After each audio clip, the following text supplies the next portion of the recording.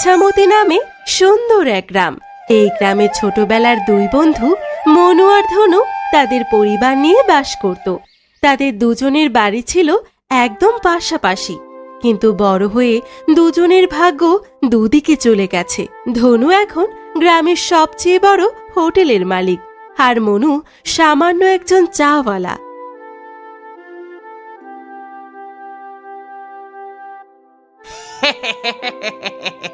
ওরে গদাই, বলি ও গদাই, 3 নম্বর টেবিলে চৌধুরী মশাই বসেছেন, ওনাকে বড় রুই মাছের পেটিটা দে। আর দেখিস বিলে যেন কোনো ভুল না হয়। আজ হোটেলে যা বেচা কেনা হচ্ছে তাতে মনে হয় সামনের মাসে শহরের ওই 5 কাঠা জমিও আমি কিনে ফেলতে পারবো। টাকা থাকলে দুনিয়া হাতের মুঠোয় গদাই, বুঝলি? একদম ঠিক বলেছেন মালিক। আপনার যা বুদ্ধি আর যা ভাগ্য, এই গ্রামের সবাই আপনার পায়ের নিচে থাকবে একদিন।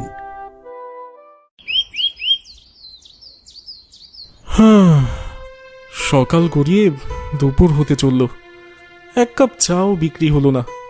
দোকানে যা একটু চিনি আর পাতা আছে তা দিয়ে আজ কোনো মতে চলবে, কিন্তু কালকের চাল কেনার টাকা তো জুটল না।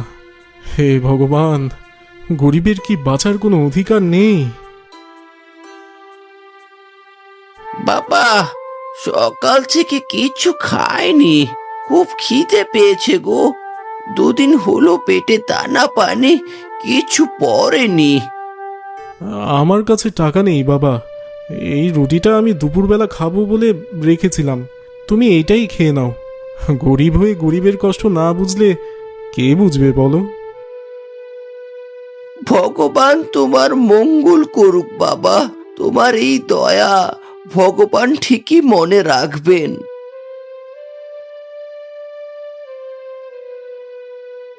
গাধা কোথাকার, নিজের পেটে খাবার নেই আবার আসছে দানপত্র খুলতে। এই জন্যই তো ওর এই ভিখারির দশা হয়েছে। মনুর অভাব থাকলেও তাদের সংসারে খুব শান্তি ছিল, কিন্তু ধনুর টাকা থাকলেও তার বউ রমার অহংকারের কোনো সীমা ছিল না। দেখলে মিনু দিদি, ধনু কাল শহর থেকে এই হারটা বানিয়েছে, পুরো 2.5 ভরি সোনা। আর এই শাড়িটার দাম জানো সুমি? 5,000 টাকা। গ্রামে কারো এমন শাড়ি আর গয়না